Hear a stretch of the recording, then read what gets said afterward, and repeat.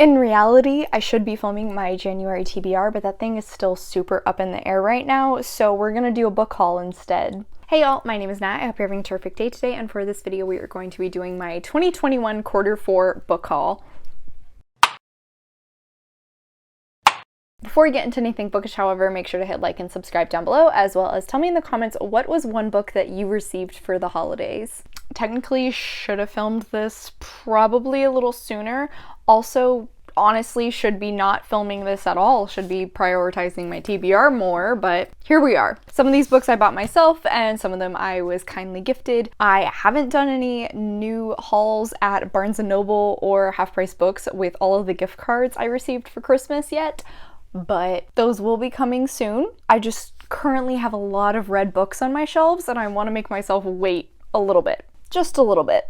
We can see if maybe I can knock off a few from my own TBR before I buy more. First up is The City of Brass by 𝗖cie viņš𝘁. I actually utilized a credit from my brother to buy this because this is probably the first big name adult fantasy that I have purchased for myself, and my brother is a high fantasy reader, so I thought it would make sense most if I utilized the credit I got from him to buy a adult fantasy. I know this is set in 18th century Cairo?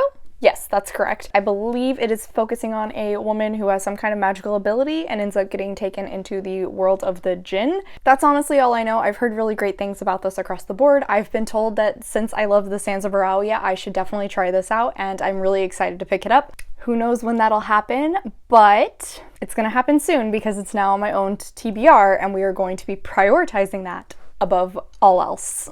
Next are two more books I bought for myself. I think I got these when I was doing my nonfiction November Raid My Shelves video, so I'll put a link to that in the cards up above if you want to see when I bought them. First was Black Sun by Rebecca Rowanhorse. I got this for a steal at Half Price Books. Honestly, when I was technically supposed to be buying other people presents, instead I bought these for myself.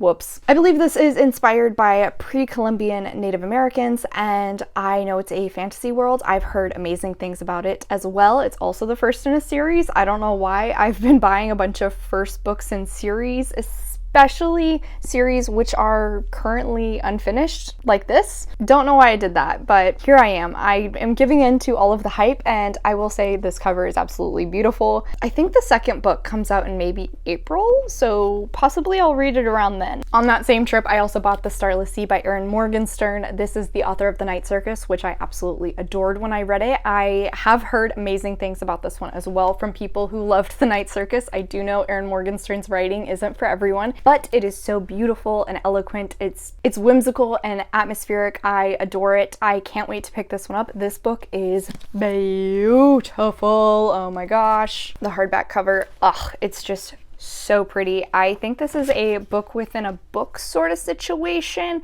The final book I bought for myself when I should have been doing Christmas shopping was Spoiler Alert by Olivia Dade. This was on sale at Target, so I had to pick it up. I've been really excited to get into this one. I believe it is following this man who is the character on a TV show reminiscent to Game of Thrones, but he writes fan fiction about his own show. And then this woman who cosplays as a character and ends up getting a ton of flack for it because she is plus sized. Then I think somehow the two end up meeting and they also interact online in the fandom community. I've heard amazing things about this. I really want to try it out. It's hard to pass up a sale. This next section is books I received as Christmas gifts. So these first three are from my brother and sister-in-law. This one I was so excited about. It is I Want to Be Where the Normal People Are by Rachel Bloom. Rachel Bloom is a singing comedian who my brother actually introduced me to, so very ironic that he bought me her, I don't know if it's a memoir or like a collection of essays, but one way or another I'm sure it's going to be terribly hilarious, probably filled with lots of musical references, and I am so excited to pick this up and read it.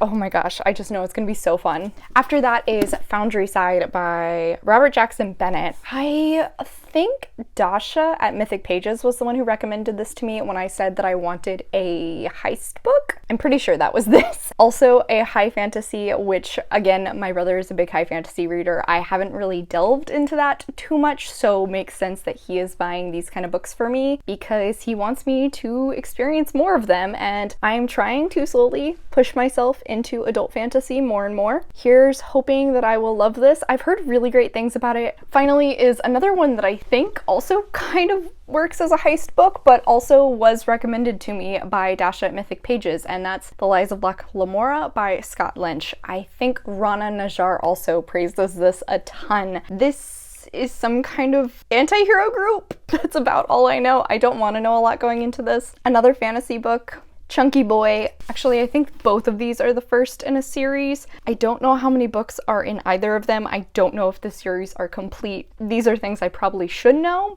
This next little segment is books that my wonderful boyfriend Josh got for me. So first up is 𝗖cie by Courtney Summers. Pretty sure he got this for me because after I read it, I would not shut up about it, and I think I've recommended it to his mom like a million times now. This is a YA thriller that also has a podcast element. There are two timelines, one of which we are following 𝗖cie, who is attempting to find the man that is responsible for killing her little sister. And then in the other timeline, we are following a podcaster who I believe is named David West. Wow, was very off. But he is following the trail trying to find 𝗖cie. I loved this book. It was so good. It is a fantastic YA thriller. I really loved the ending of it as well. And honestly, I've been wanting to reread it, so thanks, babe. Then he also got me The Bromance Book Club by Lyssa Kay Adams, probably also because I would not shut up about this when I was reading it. It made me laugh so much. Oftentimes, me having to explain these little moments to him and him just patting my head and being like, oh, I'm glad you're enjoying it.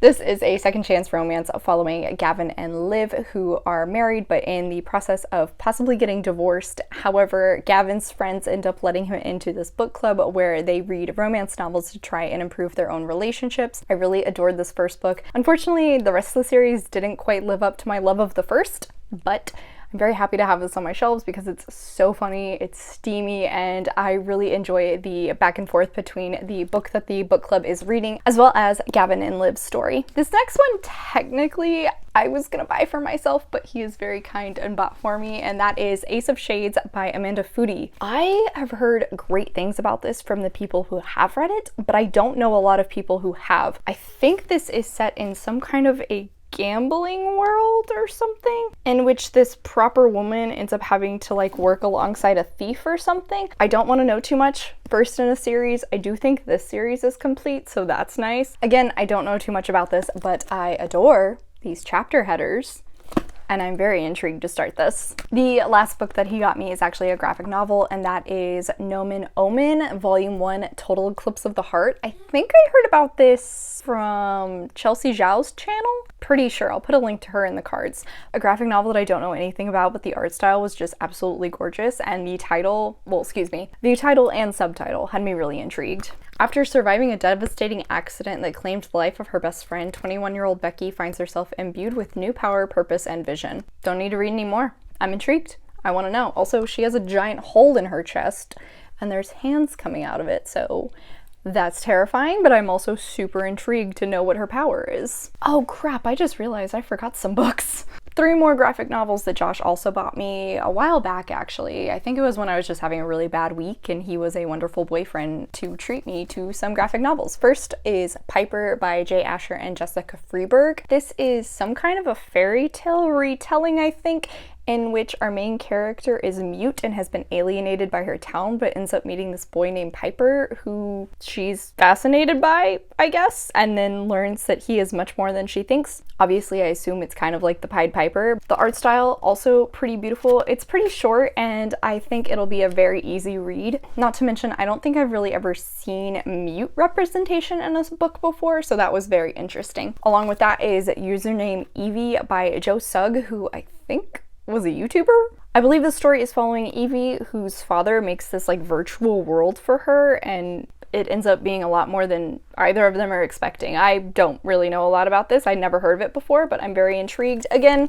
pretty interesting art style, fairly short read, definitely would be perfect for a 24-hour readathon. Finally is Racket Raccoon Volume 1, A Chasing Tale. I've never read anything from Racket Raccoon, but I adore him as a character, and that was the entire reason Josh bought this for me, so hopefully I can try out some of his stuff. Another one of my goals that has actually been unsaid, but I do have for myself this year, is to try and reprioritize reading comics, so here's another one to add to my comic TBR. Finally is a book that Josh's mom actually got me, and that is the unofficial Harry Potter cookbook by Dinah Buchholz. 𝗖់_𝘁_. That probably was not pronounced correctly. I actually really adore binging with Babish, who recreates different meals from other pieces of media, and so this kind of made me think of that. I've been flipping through, and honestly, some of these sound really delicious. There's a shepherd's pie recipe in here, which is my favorite comfort meal, so I can't wait to try that out. Not to mention just amazing desserts here and there that also just sound so spectacular. I'm not much of a baker, but honestly, might bake some of these babies. Alright guys, so that is it for today. Thanks so much for coming to my channel. I really appreciate it. Make sure to hit like and subscribe down below. I have my Goodreads, Storygraph, Tumblr, and Instagram linked in the description if you're interested in keeping up with what I am reading. I come out with videos on Monday and Friday, but until then, I hope you continue to have a terrific day. Love you, bye!